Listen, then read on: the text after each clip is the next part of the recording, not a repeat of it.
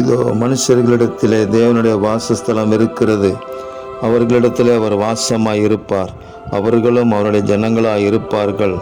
தேவன் தாமே அவர்களோட கூட இருந்து அவர்களுடைய தேவனாய் இருப்பார். அவர்களுடைய கண்ணீர் யாவையும் துடைப்பார் என்று எழுதப்பட்டிருக்கிற வேத வாக்கியத்திற்காக எங்கள் தேவாதி தேவனுக்கு கோடான கோடி ஸ்தோத்திரங்கள் உண்டாகட்டும். ஒருவன் என்னில் அன்பாயிருந்தால் அவன் என் வசனத்தை கை கொள்ளுவான். அவனில் என் பிதாவும் அன்பாய் இருப்பார். நாங்கள் அவனிடத்தில் வந்து அவனோட வாசம் பண்ணுவோம் என்று வாக்கு கொடுத்திருக்கிற எங்கள் ஆண்டவராகிய இயேசு ராஜாவே, உங்களுக்கு ஸ்தோத்திரம்.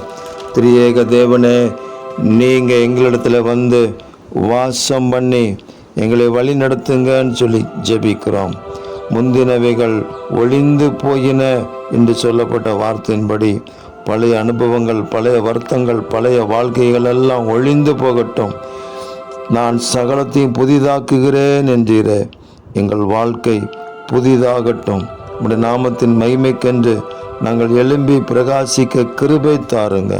இரட்சகர் இயேசு கிறிஸ்துவின் நாமத்தில் ஜெபிக்கிறோம் பிதாவே. ஆமேன், ஆமேன், ஆமேன்.